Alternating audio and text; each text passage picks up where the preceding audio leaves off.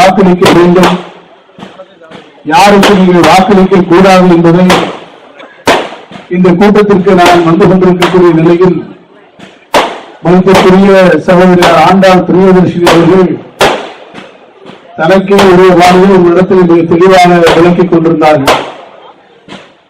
2 ஆண்டு காலம் தாண்டி 3ஆவது ஆண்டு நிறைவு செய்யக்கூடிய நிலையில் தலைவர் தளபதியினுடைய ஆட்சியில் உங்களுக்கு இன்னல் வருகிற போதெல்லாம் உங்களுக்கு ஓடோடி வந்த ஒரு கை இருக்கிறது என்று சொன்னால், உங்களுடைய தூயவை களையக்கூடிய ஒரு கரங்கள் இருக்கிறது என்று சொன்னால், அந்த கரங்களுக்கு சொந்தக்காரர் வேறு யாரும் அல்ல, நம்முடைய மாண்புமிகு முதலமைச்சர் அன்றைய தளபதி மு.க. ஸ்டாலின் என்பதை இன்னும் மறந்துவிட மாட்டீர்கள்.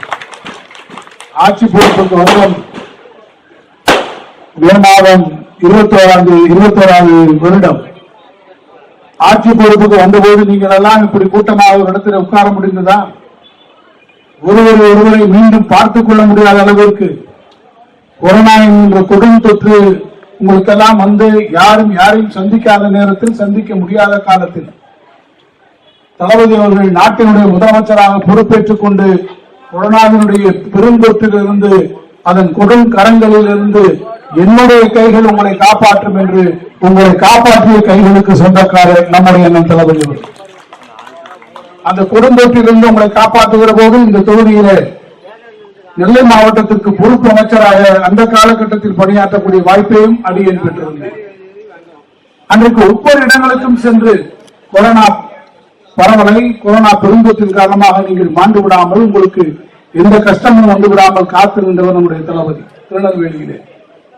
அன்றைக்கு மேடையிலே இருக்கக்கூடியவரோடு நானும் இங்கே வந்து உங்களோடு தோளாக நின்றோம்.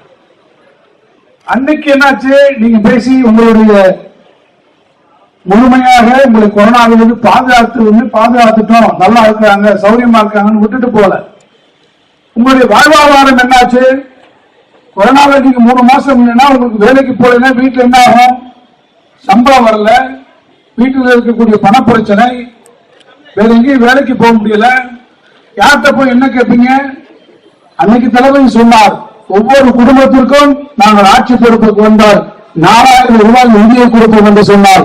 கொரோனா பெருந்தொற்றிலிருந்து காப்பாற்றியதோடு மட்டுமல்ல, உங்களுக்கு 4000 ரூபாய் இன்றைக்கு கொடுத்தார். அவருடைய கரங்கள், தளபதியுடைய கரங்கள். அதுக்கப்புறம் இப்ப பாருங்க, கரெக்டா ஒரு 2 வருஷம் கழிச்சு தாமிரபரணியிலே பாத்தீங்கன்னா ஏறத்தாழ ஒரு 200 வருஷத்துல இல்லாத பெரிய வெள்ளம், 1,50,000 கன அடி தண்ணீர் தாமிரபரணியில வருகிறது. நம்ம தலைமுறையிலே யாரும் பார்க்காத வெள்ளம் தாமிரபரணி மூழ்கி கொண்டிருக்கிறது. நான் என்னுடைய ஊரில் இருக்கிறேன். முதல் நாளிலே முதலமைச்சர் என்னை அழைக்கிறார். எங்கே இருக்கிறேன் என்று கேட்டார். நான் விருதுநகரில் இருக்கிறேன் என்று சொன்னேன்.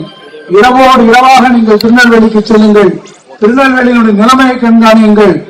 அங்கே இருக்கக்கூடிய ஒரு உயிர் கூட இந்த வெள்ளத்திலே பாதிக்க கூடாது, நீங்கள் போய் அதை உடனடியாக நடவடிக்கை எடுத்து சொன்னார்கள். இரவோடு இரவாக வந்தோம் தோழர்களே. மறுநாள் தாமிரபரணியில் லட்சக்கணக்கான மில்லியன் கன அடி என்று சொல்வார்கள், இப்போ லட்சக்கணக்கான அடி கன அடி தண்ணீர் போகிறது. அந்த தண்ணீர் இந்த பகுதியெல்லாம் சூழ்ந்து கொண்டிருக்கிறது. உங்களோடு இருந்து பொறுப்பு அமைச்சராக மீண்டும் அந்த வெள்ளப்பணிகளை பார்க்கக்கூடிய ஒரு கடமையை நம்முடைய மாண்புமிகு முதலமைச்சர் எனக்கு தந்தார். அன்னைக்கு அத்தனை பேர் இந்த மேடையில் இருக்கக்கூடிய ஒரு சட்டமன்ற உறுப்பினர், நம்முடைய தச்சை பகுதியில் இருக்கக்கூடிய ஒரு தச்சநல்லூர் எப்படி இருந்துச்சு? இந்த பகுதியில முழுக்க வெள்ளம் வந்து தாமிரபரணி வந்து எல்லோரும் அல்லோகலப்பட்டோம். வீடு வாசல் இழக்கக்கூடிய நிலை வந்தது. வெள்ளத்திலிருந்து உங்களை காப்பாற்றியதோடு மட்டுமல்ல, வெள்ளம் வடிந்ததற்கு பிறகு இதே பகுதியில் உங்கள் அத்தனை பேருக்கும் ஒவ்வொரு குடும்பத்திற்கும் 6000 ரூபாய் நிவாரணத் தொகை வழங்க வேண்டும் என்று உத்தரவு போட்டவர் நம்முடைய முதலமைச்சர்.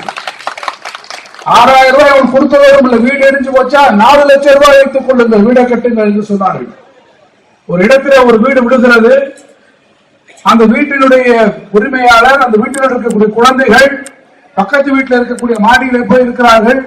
தங்களுடைய கண்ணெதிரிலே தங்களுடைய உழைப்பினுடைய காரணமாக உருவாக்கப்பட்ட அந்த வீடு சிதைந்து விடுகிறது. ஓலமிட்டு அழுகிறார்கள். அந்த காணொலியை முதலமைச்சர் இடத்திலே காட்டுகிறார்.